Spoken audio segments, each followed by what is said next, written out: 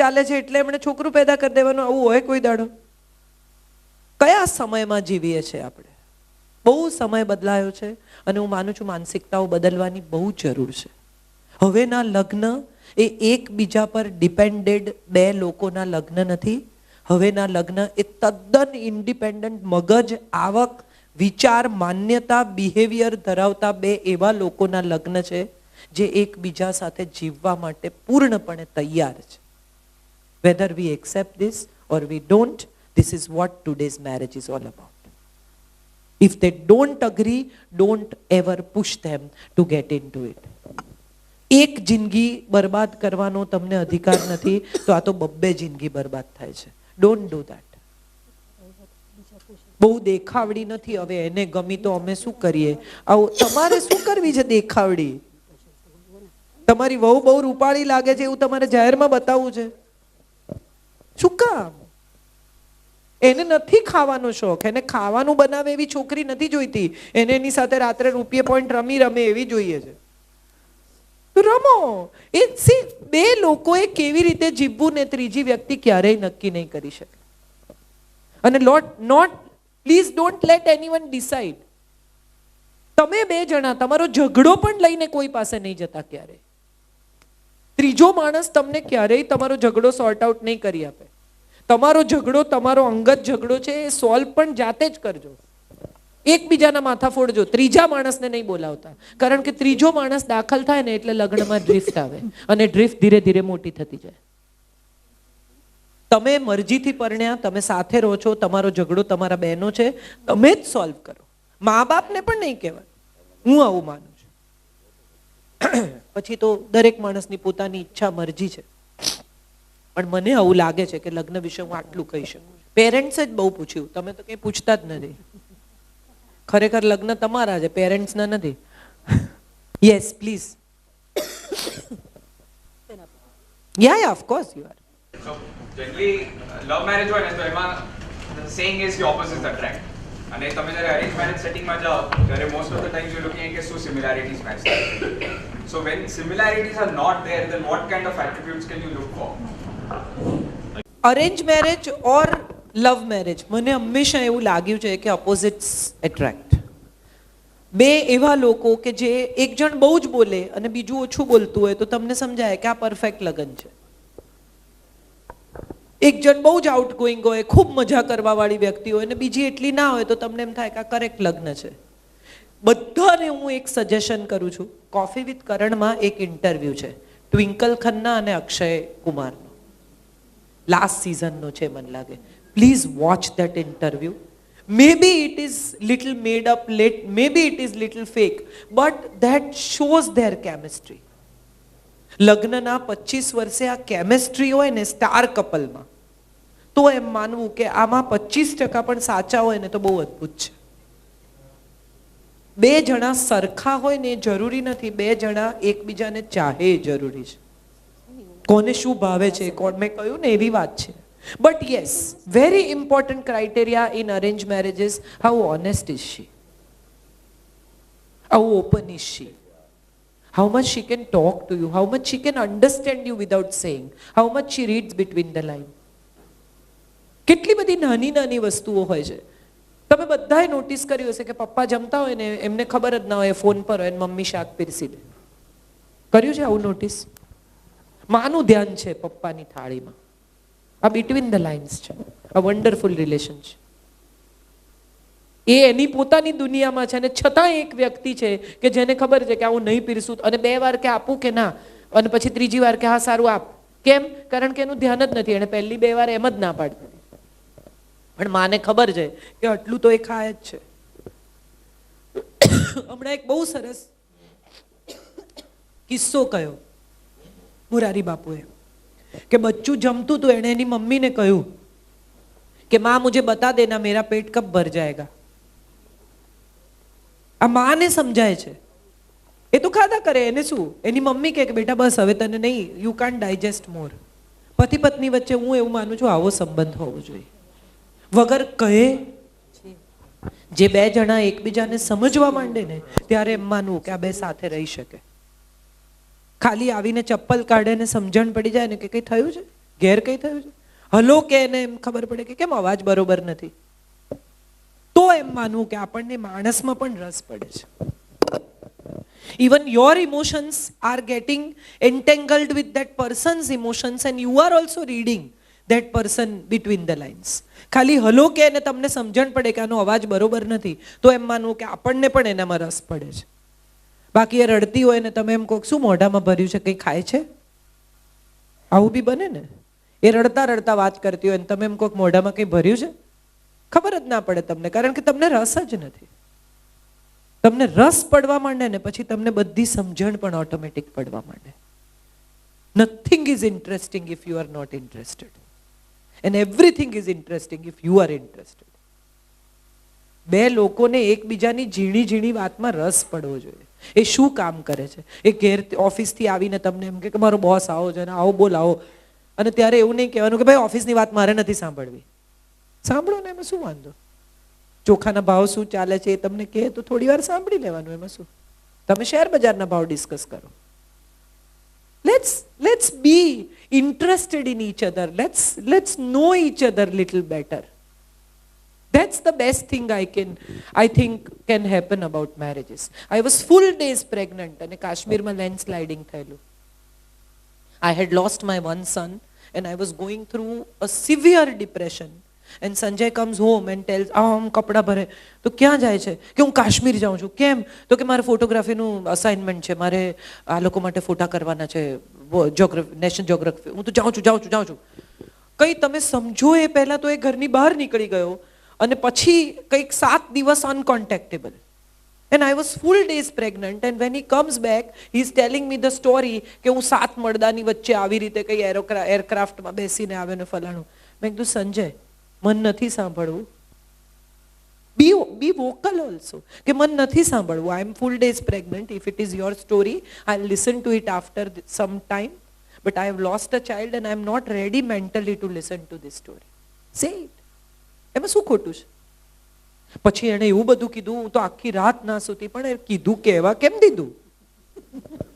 અટકાવે ને ત્યાં, તારાથી ના સહન થાય તો. કુકરમાં વરાળ બિલ્ટ થયા કરે ને સીટી વાગે ત્યાં સુધી કેમ રાહ જોવાની? ક્યુમ્યુલેટિવ ઇફેક્ટથી ઝઘડો થાય છે. આ તમે બધાએ નોટિસ કર્યું હશે. વધવા જ નહીં દેવાનું, એટલું પાઇલઅપ થવા જ નહીં દેવાનું કે તમારે એ બાબતમાં પ્રશ્ન થાય. નથી મને ગમતું, ના, no, yes. I think that's the best way to leave. એક છેલ્લી નાનકડી સરસ જોક કહીને મારી વાત પૂરી કરું. આઈ થિંક હવે કોઈને કંઈ પૂછવું છે? Are we going on? No. એક પત્ની પોતાના પતિ માટે 7 અંડરવેર લઈ આવી, same colour, same brand, same everything. એટલે પતિએ ખોલીને બિચારાએ નમ્રતાથી કીધું કે આવું હોય, કઈ કલર ડિફરન્સ નહીં, કોઈ બ્રાન્ડ ડિફરન્સ નહીં, કશું નહીં, ડિઝાઇન ડિફરન્સ. કોઈ જુએ તો કોઈ કોણ? બસ આટલું જ. Thank you so much. I wish you all the best. Be open, be honest, be clear and talk. Please say what you want to. Don't say what you don't want to. Don't push yourself in marriage. Walk together, live together and be very happy if you walk together and laugh together. Thank you so much.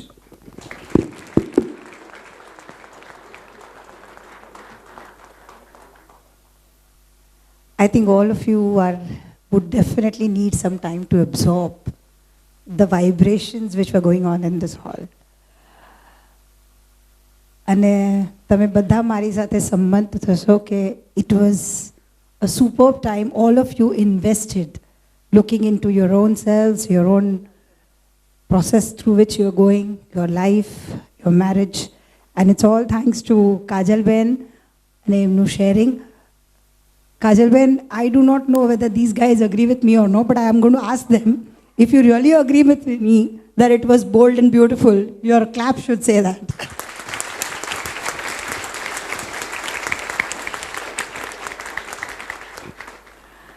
Thank you very much for sparing your valuable time and being with us.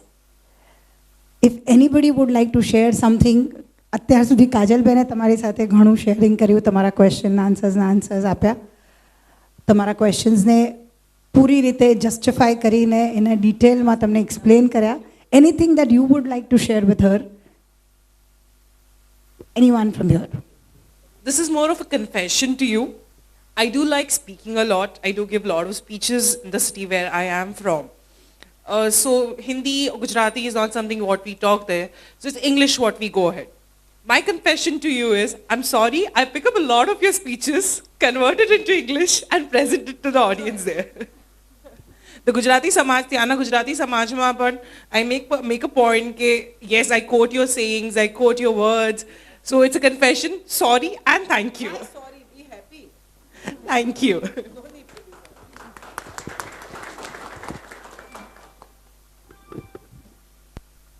Anyone else? I just want to share something. Today, today is my first day into all this marriage and all. So it's like, I'm very scared also. And my mom always tells me to watch her videos, and my mother is a huge fan of yours, Kajal Bain. Yeah. I'm just calling my son because I have just landed and haven't talked. I just want to say my mom is a huge fan of yours, and she always tells me to watch your videos, which I have learned a lot from you. Even right now also, I just, learned a lot from you. So thank you so much. That's all. I just want to share one experience of mine with Kajal madam. So I just happened to watch one video on WhatsApp, and it was on daughters. So I was watching it, and the concept was completely different. And one particular thing or a statement which you made, and that really got stuck in my mind. That was like, you said that love is not about liking each other by their looks or whatever, the qualification, etc. But love is all about knowing each other more and more. So I really like that, and thank you so much. Yes, I believe that. Maybe I have not made a very great, perfect marriage, but we are the best friend. એટલે અડધી રાત્રે પણ જો મારે કોઈક એક વ્યક્તિનો વિચાર કરવાનો હોય તો એ સંજય છે, અને એને જો કોઈકની સાથે કશું શેર કરવાનું હોય તો એ હું છું. નોટ દેટ કે અમે we like everything the same, we behave, અમારા ફ્રેન્ડ્સ એક છે, ના નથી. ઘણીવાર મને કોઈ ક્યાંક મળે ને એવું પૂછે કે હું સંજયભાઈનો બહુ સારો ફ્રેન્ડ છું, તો આઈ ટેલ ધેમ કે હા ભાઈ, હું એના બધા મિત્રોને નથી ઓળખતી. But I feel this, that there is everything about a person that you can't know in a meeting. It's for him also and for this little girl also. કે બધું એક દિવસમાં ખબર પડતી પણ નથી. Discover each other.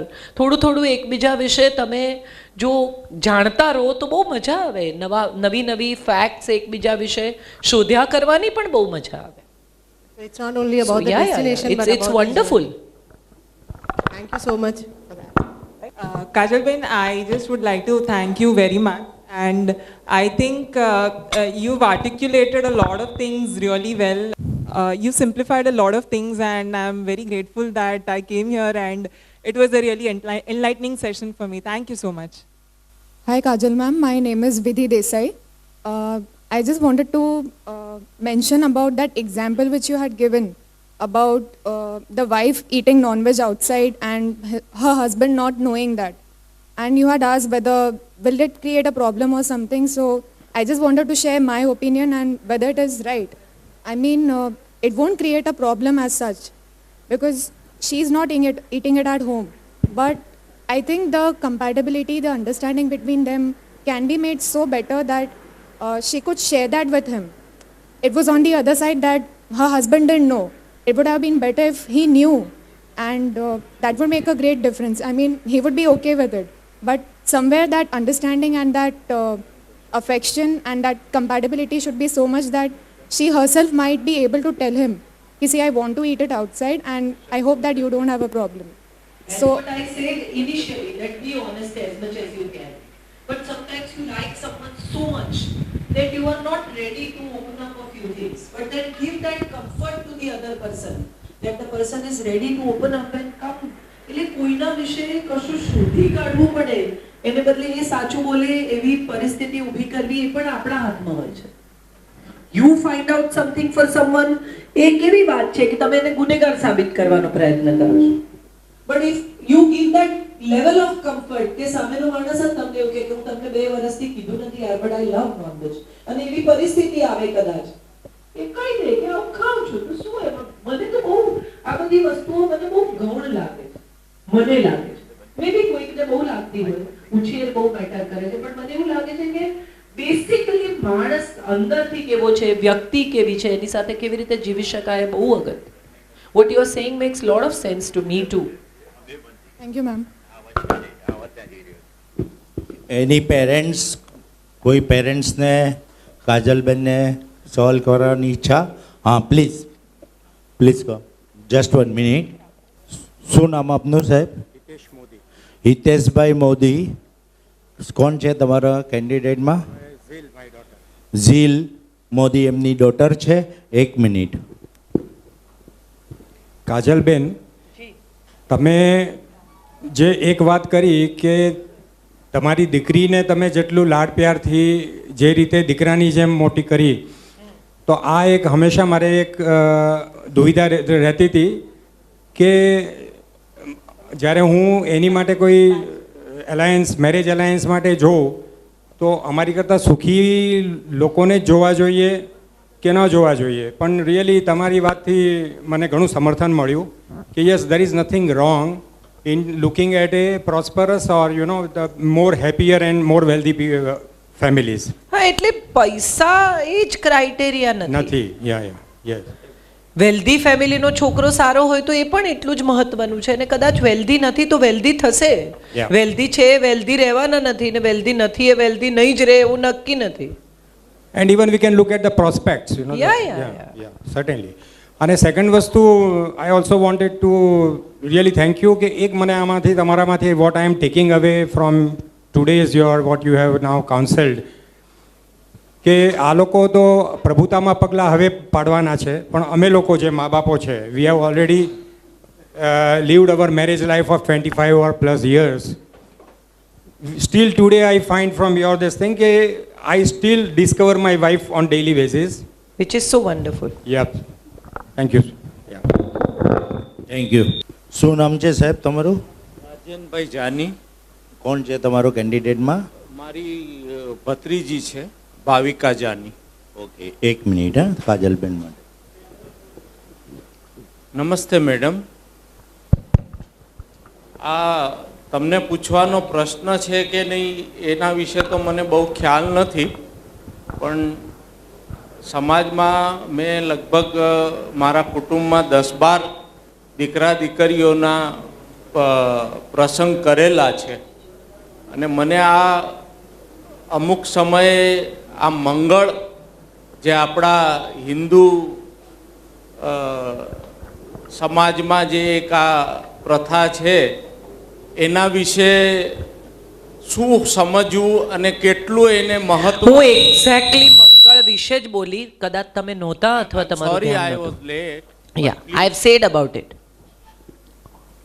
Okay, thank you. After a certain age for unmarried guys or girls, મેં જોયું છે કે થોડું stubbornness વધી જાય છે.